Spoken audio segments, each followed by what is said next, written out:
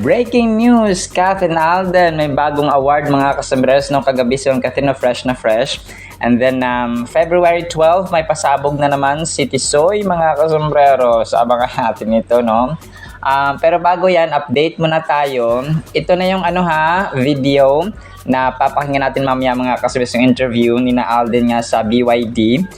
Nasa Davao na si Soiti mga kasambreros, kasama niya dito sina Nico Bolchico at saka si Will Dasovich. So ayan, na-pronounce ko na ng tama ang apelido ni Nico na asawa ni Sulen Yusuf mga kasambreros ha. Alam ko French, parang may lahing French ito sila mga kasambreros, kaya ganito yung mga pangalan nila, French, Italian, something like that. Kasi sina Sulen, parang gusto nila na mga may ibang lahi mga kasambreros, kaya yun po yung naging asawa nila. So yun, nakakatawa dito, parang gusto nila Will Dasovich, parang relax lang sana, no? Itong gagawin nilang rides mga customer sa BYD. Pero yung master pressure daw nila, na taga-pressure dahil si Nico Bolchico. Kung kaya nag-join na lang sila mga kasambreros na sa triathlon. So, 2 buwan pa, no, mula ngayon more than 1 month pa ang kanilang triathlon na ito mga kasambreros. So, akala ko dati gagawa lang sila ng endorsement video sa Davao. So, hindi pala, no, triathlon pala siya. Grabe. Dahil lang tatangkad na mga kasama ni Alden, nagmumukha na lang siyang parang maliit din mga kasambreros. Hindi mo isiping 5'11 ang height niya kasi si Nico talagang 6-footer ito. Parang 6'2", 6'3 yata ang height ni Nico noon, tsaka si Will Dasovich mga 5'9". So parang ito pala yung rason kung bakit nadala-dala yung Colnago, kasi nga triathlon yung kanilang gagawin, no?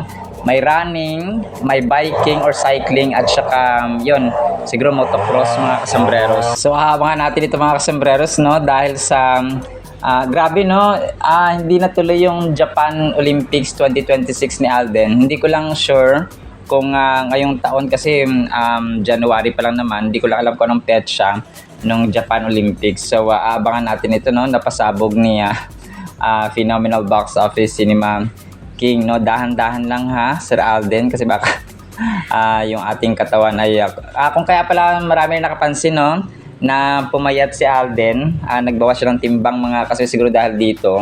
Tapos kasi dun sa sikhayan, 'di ba, parang chubby-chubby pa si Soiti mga kasambreros, pero dito ay nakita natin na bumalik na ulit sa shape yung kanyang yung kanyang mukha at ang kanyang itsura mga kasambreros.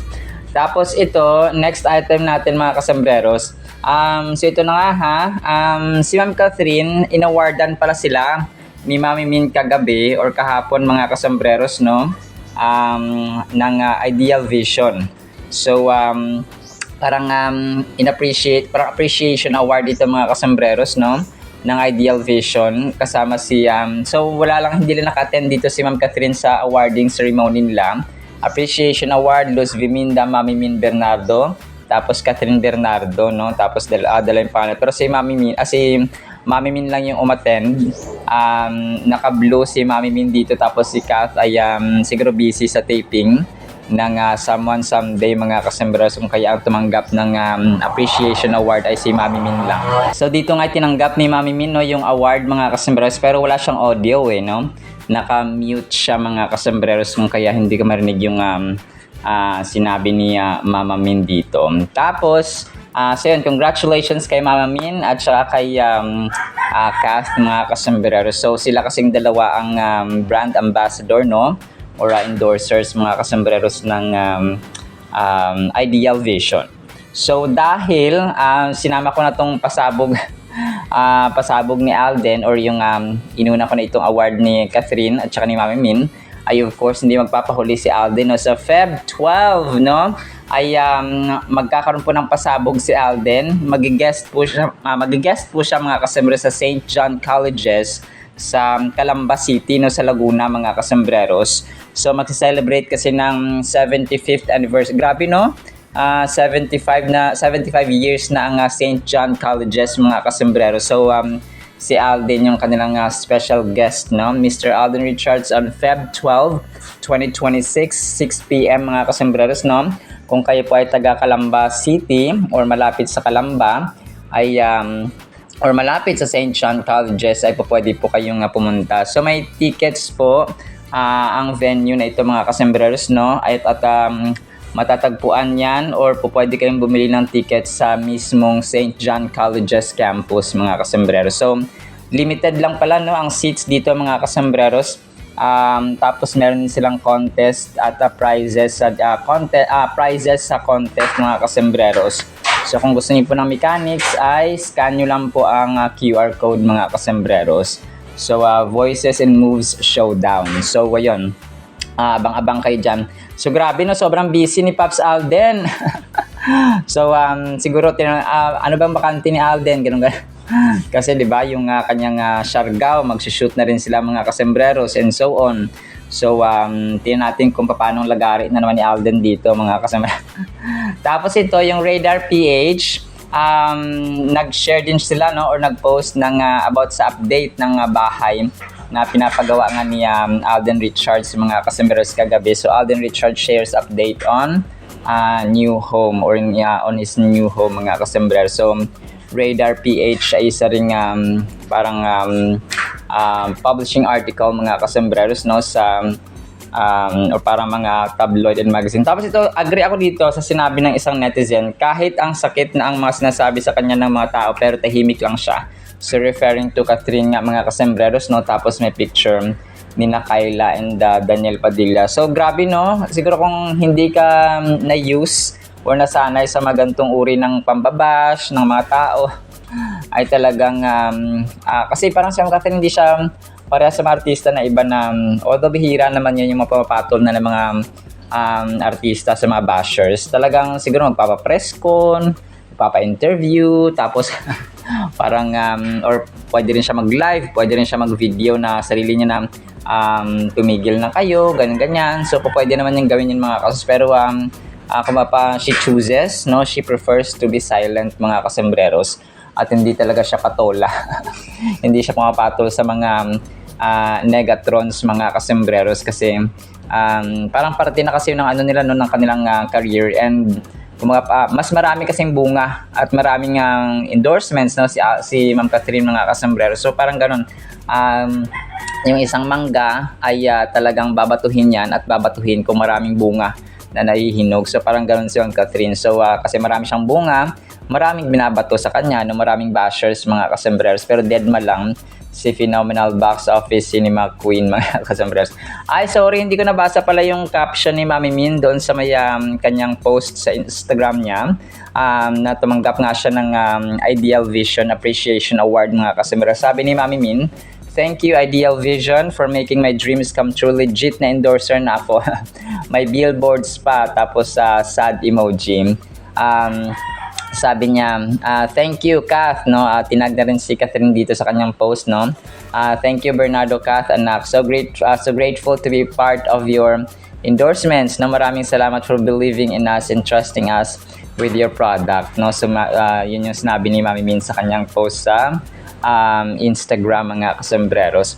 Tapos ito, si OG Diaz, parang part ng kanilang vlog kahapon, kasi kakapost lang to sa TikTok kagabi, so malamang ay ito yung updated mga kasembreros, no. So dito parang sinabi niya na si Isa Pressman na girlfriend nga ni James Reid mga kasembreros ay parang bumibisita sa set, no, ni na James Reid mga kasembreros at saka si ni Kath mga kasembreros. Tapos nakita nila na mga tao daw doon na may sing-sing na, no, parang engagement ring yata, no, yun yung parang iniisip ng mga tao doon mga kasembreros. So yeah. So mamaya ipi-play ko to mga kasembreros para marinig niyo, kulitan din nila mga kasembreros. So parang ang iniisip nila dito ay papakasalan talaga ni James Reid si Isa Pressman mga kasembreros. So yun, kung kaya panatag tayo na yung ginagawa ni na Kath at saka ni James mga kasembreros sa Someone Someday ay yan, trabaho lang po, no? Purely work lang mga kasembreros ang ginagawa ni na James Reid at saka ni Kath mga kasembreros. So, kung kaya tayo po ay team panatag sa CAF din mga kasembreros. No, mamaya, papakinggan natin ito. Papakinggan natin ito mga kasembreros para marinig ninyo first hand mga kasembreros ang information. At speaking of award mga kasembreros ay na-recall din natin no, yung pagtanggap ni Alden mga kasembreros ng kanyang award sa Edis Choice Awards or Editors Entertainment Choice Awards mga kasembreros. Nung kasama nga nakasama niya dito si Julia Barreto nga mga kasembreros no, nung hinatid niya, and then nung time na nagutom si Soiti mga kasembreros, at saka parang kamukha talaga si Daddy Bay no, mga kasembreros. So duplicate talaga siya ni Daddy Bay mga kasembreros. Parang ito yung batang version talaga ni Daddy Bay mga kasembreros no. Richard Fulkerson Sr. mga mga kasembreros. So ito yung time na parang tumanggap siya ng kanyang award mga kasembreros na nakabarong Tagalog, si Alden Richards mga kasembreros. So yung award na tinanggap niya, at kasi yung 8th Editor's Choice Awards or Edis Choice Awards mga kasembreros ay yung sa Hello Love Again nga niya na performance na kung saan ay nakatanggap ng maraming nominations no. Ang walong nominations actually ang natanggap ng Hello Love Again, kasama sina Kath and Alden mga kasembreros sa Box Office Hero awardees mga kasembreros. So according sa ABS-CBN News, but this was July 2025 pa mga kasembreros. So na-recall lang po natin no, kasi usapang award tayo mga kasembreros na kung saan ay. So tama no, 1.6 billion worldwide gross mga kasembreros yung income ng Hello Love Again. Hindi siya 1.06. So that's according dito sa ABS-CBN News mga kasembreros, July 2025. So yon, si Julia yata ay para sa Unhappy For You no, something like that yung kay Julia mga kasembreros. So pero yon no, kasama niya si Joshua Garcia mga kasembreros. So yun, congratulations no, although this was a throwback, pero yung mga throwback ay talagang nagpapaalala na nabavalidate na yung kanilang mga gawa mga kasembreros.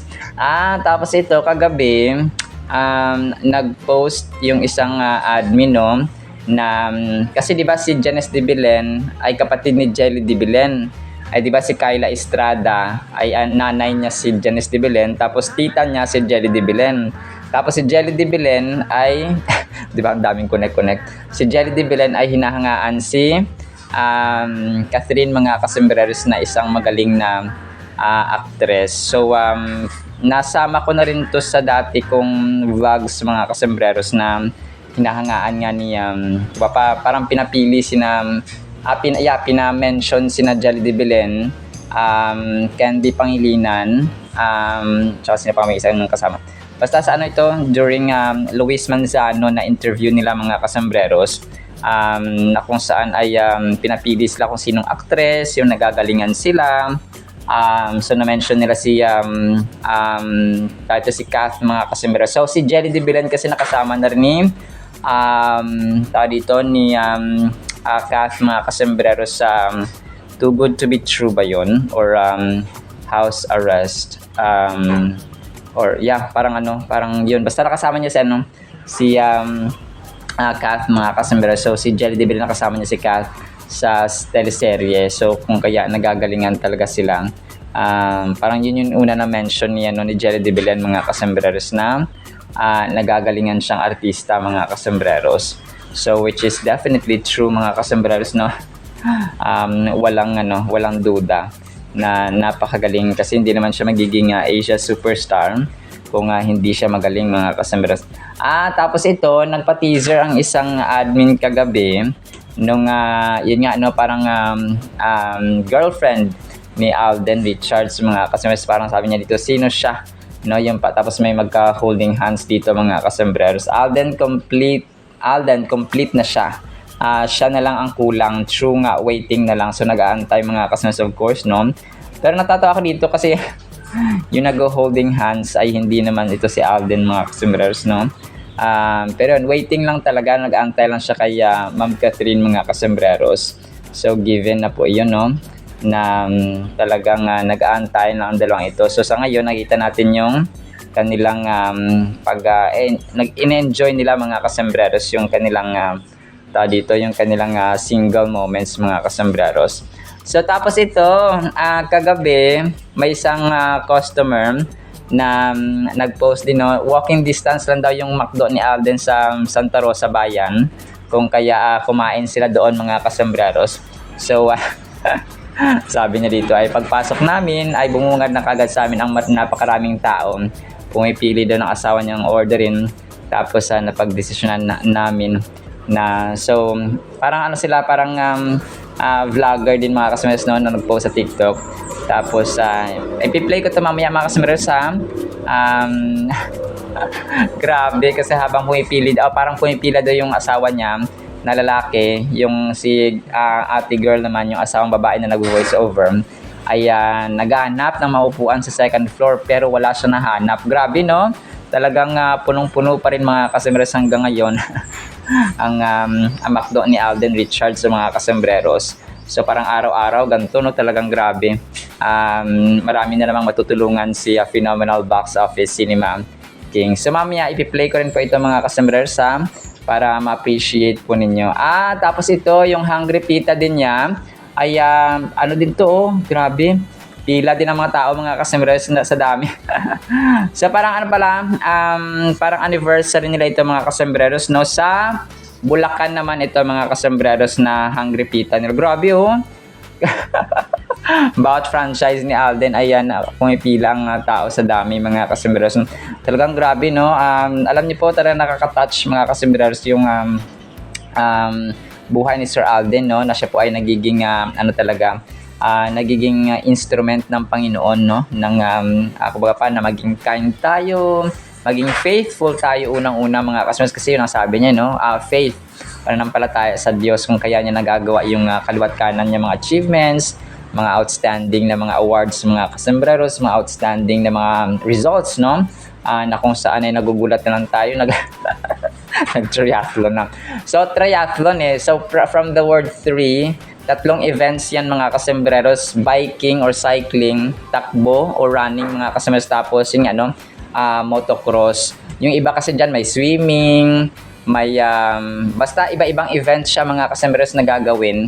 Pero yun, sa kanila ay parang kung kaya pala dinala niya yung kanyang Colnago. So dinala niya talaga yung Colnago niya for a purpose talaga. Akala ko mag-bike lang siya doon sa Davao, mag-bike lang siya sa Davao.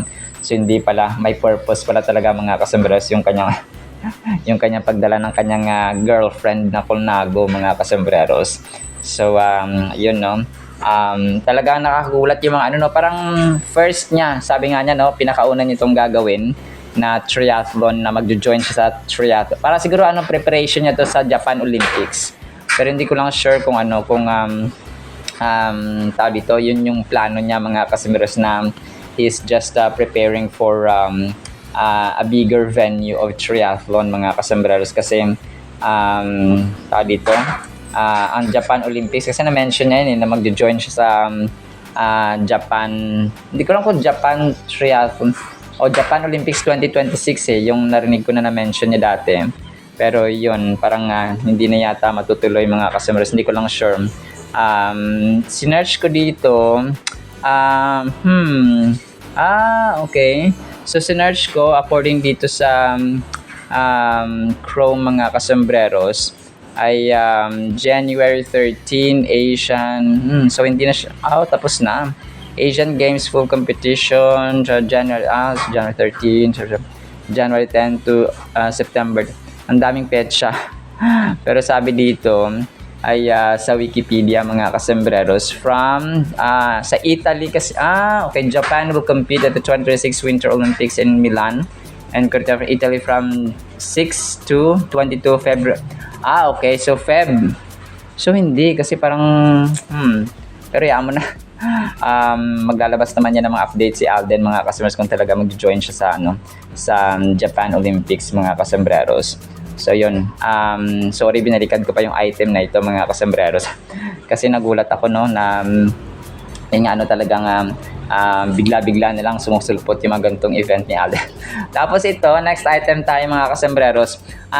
Picture ito no, ni na Mama Min, ni Kath mga kasembreros, at saka ng Bernardo sisters mga kasembreros no. Kasama yata dito yung ibang kasama sa tawag ito, maliit pa dito si Baby Kiona. So ito po ay part ng nag-painting pala sila. Okay. So marunong pala mag-painting si ito si Kath mga kasi mahilig sa painting parang yung si yung tawag ito, meron siyang kaibigan na mahilig din sa painting. So yun. Dito ay parang part ito ng pictures na shinare ni Ate Tin niya nung birthday nga ni Lexine mga kasembreros no. Andito si Mama Min, parang drawing sila dito no. Maliit pa dito si Lexine no. Parang throwback ito mga kasembreros. Shinare lang ng mga admins kagabi na kung saan ay enjoy. So alam ko mahilig sa paintings din talaga si Ma'am Kath mga kasembreros. So minsan may mga sentimental value, minsan hobby lang niya no, something like that mga kasembreros. Na kung saan ay talagang pastime. Gawa pa parang one way of gawa pa pangangalaga sa kanilang mental health mga kasembreros. Tapos ito, pictures ng Aldin. Si Alden at saka si Nadine mga kasembreros no, naka-black sila pareho. Para nga ito sa kanilang Love Siargao na serye or series. Pero alam ko edited lang to mga kasembreros no, tong pictures ng Aldin mga kasembreros kasi hindi view ang naglabas or nagpost nito kundi mga random fans lamang po mga kasembreros. So ito po ay edited pictures lamang no ng Aldin mga kasembreros. So nonetheless ay maraming salamat po sa nagpost nito mga kasembreros. Kasi nga ay dumadami.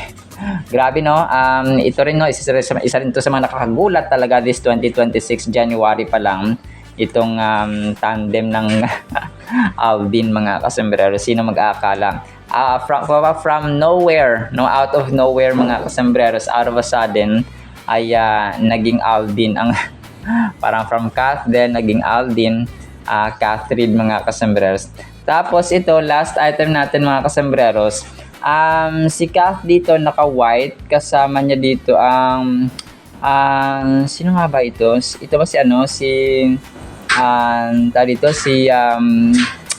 yung sa bro, sino nga yan? Si Santino? Si Zanjo. Okay, parang ano yata ito, birthday or dedication ng anak ni Ria Taide pa at saka ni Ria Taide at saka ni Zanjo Marudo mga kasembreros. So, andito si Kath, no? Naka-white siya sa gilid. Tapos, ay kasama niya rin dito. Okay, sina Maine Mendoza, Arjo Atayde, of course, andito. Tapos, si Ma'am Sylvia Sanchez. Tapos, yung kanyang asawa, no? Tapos, yun, nasa gilid. So, yun nga, no? Parang ano ito? Parang throwback picture ng dedication or birthday or binyag no ng anak ni Ria Taide or pwede ring hindi pa nagpa-house blessing sina Sylvia Sanchez mga kasembreros or sina Arjo Atayde. So pwede rin no. Grabe. So ito makita natin na walang galit-galit walang magkasundo sina Maine Mendoza at saka si Catherine Bernardo. They're friends mga kasembreros no, hindi gaya ng iniisip ng ibang fans na galit-galit sila mga kasembreros. So maraming occasions na actually na nagsama ito sila kasi nga si Ria Atayde at saka si Arjo Atayde. So si Ria Atayde na best friend ni Kath ay kapatid ni Arjo Atayde. So na best friend din naman ni Zanjo Marudo si Kath mga kasembreros. So parang kung kaya pag may mga events na Maine Mendoza, no, na Arjo Atayde, kapatid ni Ria Atayde ay pumupunta rin talaga si Kath mga kasembreros. So kung kaya wala po silang issue. Hindi kagaya ng mga iniisip ng ibang fans mga kasembreros. So talagang talagang yung fans lang minsan ang nagdudulot, no, ng issue na kung saan ay sila hindi na nag-away. So parang good vibes lang ba? Weekend update naman. Pwede naman tayo magbigay ng update sa ating mga hinahangang artista without hurting anyone. So ganun siya. So let's make this social media world, let's make this environment friendly, and then a happy world, mga customers, or happy environment full of love and supporting each other na lang. Support na lang, mga customers, so para masaya. Alright, so yan lang actually sa ating Kathleen items. Ipi-play ko tong kay Alden Richards nung interview sila, tapos itong kay OG Diaz, mga customers, tapos yung kay Ma'am, no, na pumunta sila sa McDo na may voiceover.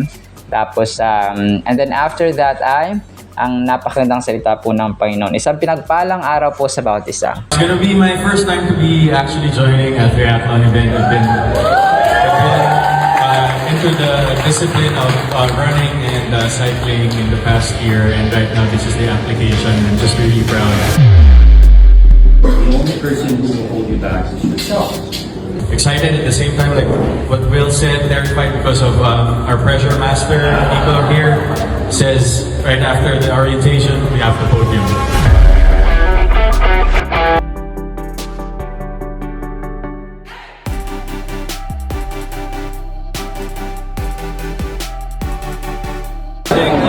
This is just for fun. We're all here to hang out. We're gonna do our best, and it's healthy. But then Nico goes in the back after, behind all the cameras, and he says, "We have to win."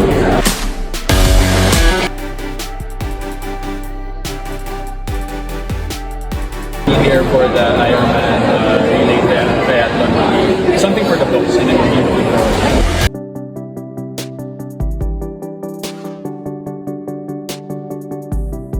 Grand opening ng second brush ni Alden dito sa Santa Rosa, Laguna. Walking distance nga lang ito sa bahay namin, kaya nilakad nga lang namin ito. Pagkapasok nga namin, bumungad nga sa amin ang napakaraming tao. Pumipili na nga ang asawa ko ng o-orderin namin at napagdesisyonan namin na i-card payment na lang kaysa mag-cash. Habang naghihintay ng order ang asawa ko, ako naman ay naghanap ng mauupuan hanggang second floor, kaso wala akong makita na available.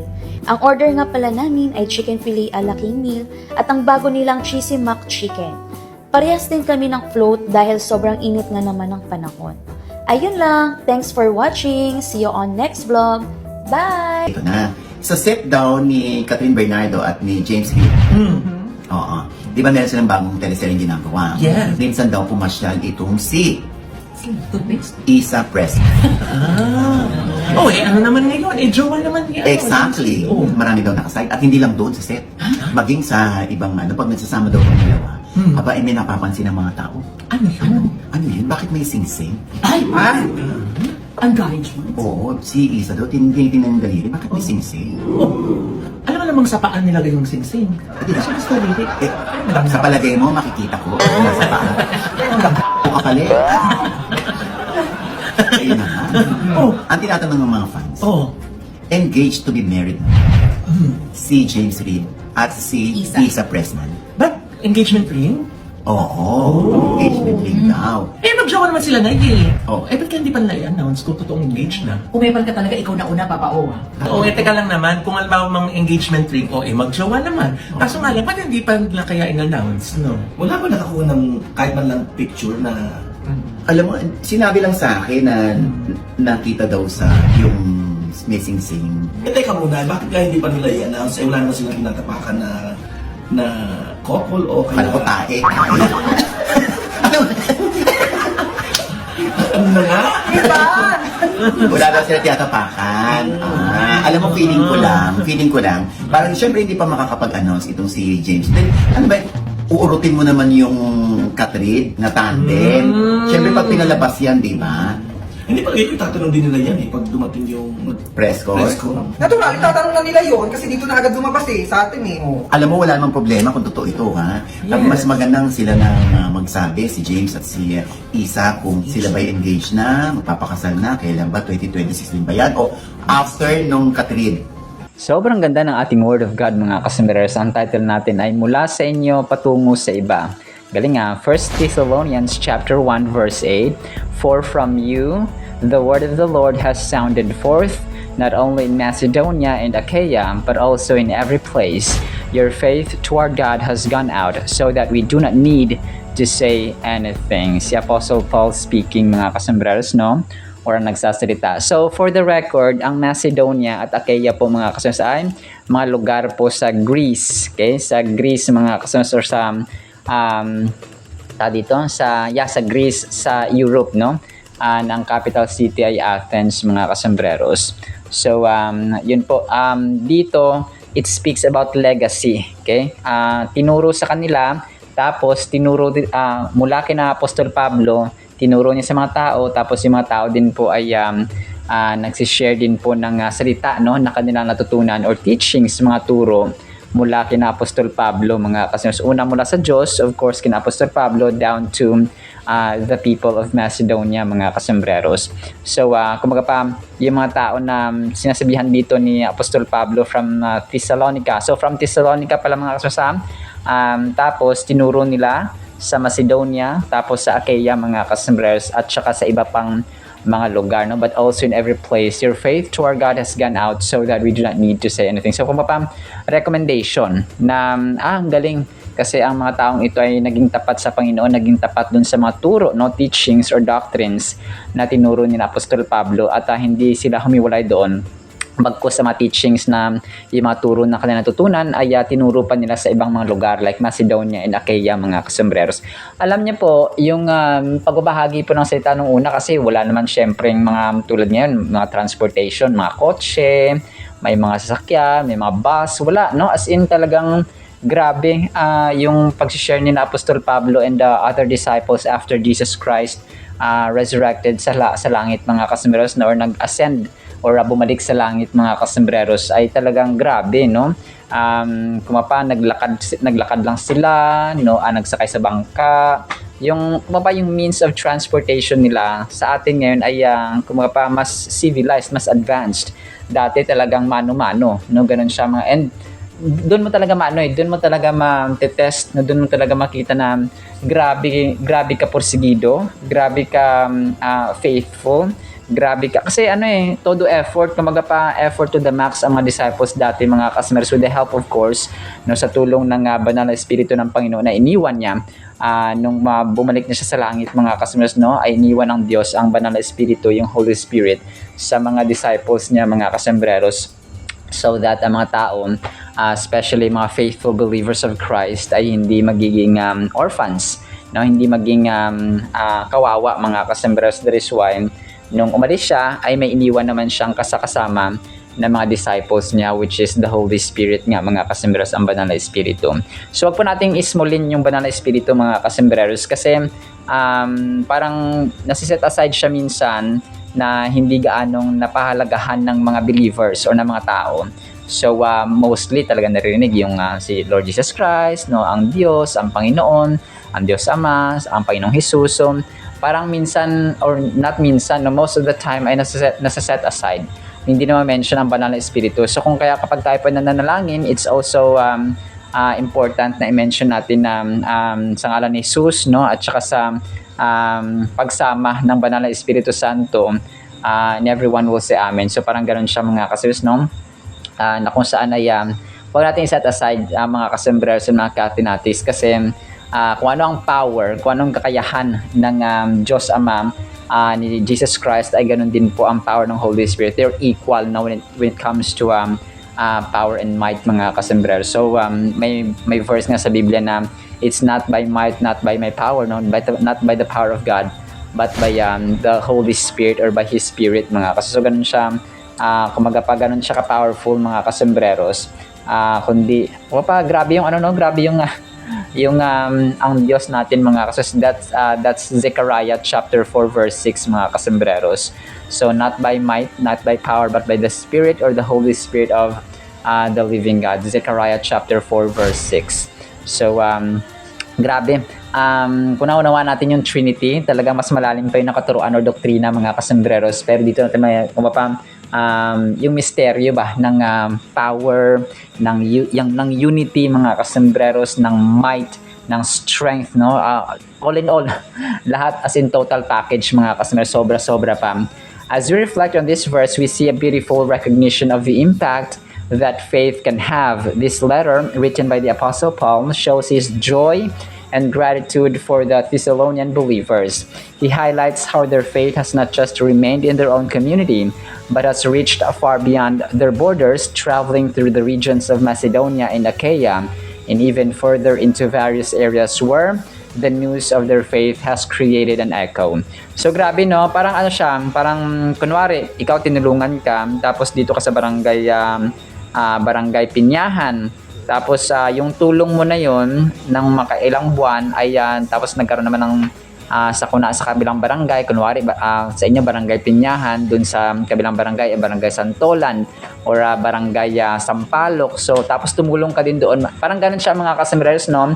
Pero dito good news, no? Kasi ang salita ng Panginoon na hindi lang naging effective, hindi lang siya naging na-manifest or ginawa or sinunod mga kasambreros sa mga taga-Thessalonian or mga Thessalonians, mga kasambreros, kundi ay binahagi rin nila ito sa mga ibang regions or borders or kabilang barangay, kumaga pa kabilang lugar o kabilang ibayo na kung saan ay malapit sila or nakaya nilang i-share ang gospel or ang kanilang pananampalataya. So kumaga pa naging sikat sila, no, dahil sa kanilang pananampalataya. So pasikatin natin, no, yung Panginoon mga kasambreros sa ating buhay. Ito yung parang nawawala sa social media ngayon, although may mga Christian believers naman talaga na nag-share na pinapasikat ang Panginoong Jesus, ang kanyang salita, no, ang banal na espiritu, si God the Father, mga kasos pinapasikat because that's our main mission sa mundong ito, that's our main purpose sa mundong ito mga kasambreros, no. Kung mahal natin ang Diyos ng ating buong kaluluwa, lakas at isipan, buong puso mga kasambreros, ay we make Him known more than ourselves mga kasambreros. Pinapasikat natin siya more than ourselves and more than what we have. He highlights, so sabi dito, this idea of faith resonating like a sound wave is a powerful image. Just as sound travels and affects those who hear it, their faith has touched lives and inspired others to believe in God. So yun siya kasi nagiging witness sila, tapos nagiging good example sila. Ito yung sasabi natin na kapag ang pananampalataya mo, ang iyong gawa, ay literal na nakikita, na-experience ng mga tao sa paligid mo, parang madali mo silang mawiwin, madali mo silang mapapaniwala ng salita ng Panginoon because nakikita yung buhay mo, nakita kang good example, nakita kang proof, living testimony, living proof ka mga kasambreros na totoo nga ang salita ng Panginoon because effective sa kanya, effective. So pag effective sa kanya, so pag tinry din ng iba, na sinubukan ng iba, sinunod ng iba, so maging effective din siya mga kasambreros kasi nga nakita yung buhay mo, yung naging example mga kasambreros sa mga tao sa paligid mo, especially sa ating pamilya. Alam niyo po yung pinakamahirap minsan ng mga tao na paniwalain ng kunwari nagbago ka, di ba? So yung pinakamahirap talaga na paniwalain na nagbago ka na powerful ang Diyos, ang pamilya po natin. Mahirap, yun yung sila kasi nakakilala sa atin, alam nila yung ang ugali natin, alam nila yung pagkatao natin, alam nila yung sino tayo. So it's really difficult to make them believe mga kasambreros. But by the grace of God, kapag nakita nila yung pagbabago mo, nakita nila yung change sa buhay mo, yung transformation sa buhay mo, magtataka yan sila. So ano nangyari dito sa anak ko? Ano nangyari dito sa kapatid ko? Ano nangyari dito sa asawa ko, for example, o kung sino man dyan na family member na nagbago nga mga kasunod dahil sa salita ng Panginoon, dahil sa kanyang experience at nakilala niya ang Diyos sa kanyang buhay mga kasambreros. So kumaga pa living proof, living testimony na kahit minsan hindi tayo nagsasalita, pero nakita nila yung pagbabago, ay magtataka sila kung bakit na ganto ganyan. So pag nagtakayan sila, magtatanong, so yun, sasabihin mo na ang sekreto na ang Diyos pala mga kasambreros ang dahilan kung bakit ka nagbago, ang hindi religion, bagkus ang Diyos mismo mga kasambreros sa ating sa ating buhay. So ganun siya. So parang ganito ang nangyari sa mga tao sa Thessalonia mga kasambreros, sa Thessalonica, na kung saan ay naging good example sila sa mga tao sa kabilang barangay or sa kabilang ibayo, sa kabilang lugar ba. So, ganoon siya, no, mga kasombrero. So, dapat maging ganun tayo, no, bilang sa ating buhay. Tayo po ay magiging good example dapat because yung Diyos natin, kapag kapag tayo po ay nagiging good example sa iba, ay mapiplease ang Panginoon. So pag nalugod ang Panginoon sa atin, ay may pagpapala na na darating sa ating buhay. We learn, so ang pinaka-lesson dito, we learn that our faith is not meant to be kept to ourselves. So wag nating itago. Dapat maging maging bukas ito at malaman ng iba. Malaman ng pamilya mo, kaibigan mo, and so on, yung pananampalataya, no, na meron ka. So just as the Thessalonian church testified to their beliefs, so must we. Our lives become a message to others, encouraging them on their own journeys. Sharing faith isn't just about preaching, it's about how we live daily. So yun, no? Kaya na-mention natin, kahit na mag-preach ka dyan, kahit magbulyaw ka man dyan, kahit araw-araw ka mag-share ng gospel, kung hindi nakikita sa ating buhay, ay useless po ang lahat-lahat, mga kasembreros. Kumbaga pa, you can speak to them in through your actions, mga kasembreros. So you can, kumbaga parang, di ba, action speaks louder than words. So kahit na mag-ano ka dyan, kahit na, well, of course, tama naman na mag-share ka sa kanila. So, ganun po siya. Pero mas importante na nakikita sa ating ugali araw-araw kasi mas doon sila maniniwala, no? The way you treat them, the way you behave, the way, attitude, no? Ano yung character mo sa kanilang harapan, mga kasama, mas importante yon kaysa sa sinasabi natin. So, mas lilinaw lang kapag sinabi natin or kunwento natin yung ating pananampalataya. But, ang pinakamahalaga sa lahat ay yung ating ugali talaga toward them. Kasi legacy itong iiwan natin eh. Mula sa atin, isi-share natin sa ating mga anak, sa ating asawa, kapatid, magulang, kaibigan, and so on.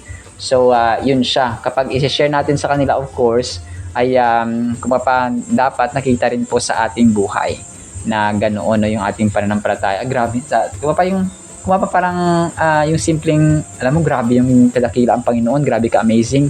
Ganito yung ginawa niya sa aking buhay, ganito ginawa, good news ba, no? And araw-araw hindi tayo dapat nawawalan ng good news, no? Hindi tayo nawawalan ng kabutihan ng Diyos because yung paggising pa lang natin, yung another chance, another day na binigyan niya sa atin, it's a gift, no? Regalo yun, mga kasembreros.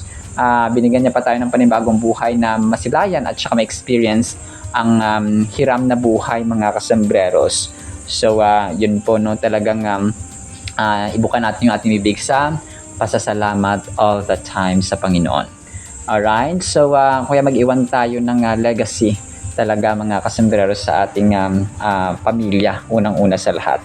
Alright? Sinabi sa ating Word of God, ha? Nawapay pagpalaan po tayo ng pag-ibig, pananampalataya, pag-asa, at katapangan na ibahagi natin ang ating pananampalataya sa mga tao sa paligid natin, no? Magkaroon po tayo ng courage. In Jesus' mighty, holy, sweet, magnificent name of the Lord Jesus Christ, with the companionship of the Holy Spirit. Amen and amen. See you sa next segment, mga kasambarasan. Paalam po.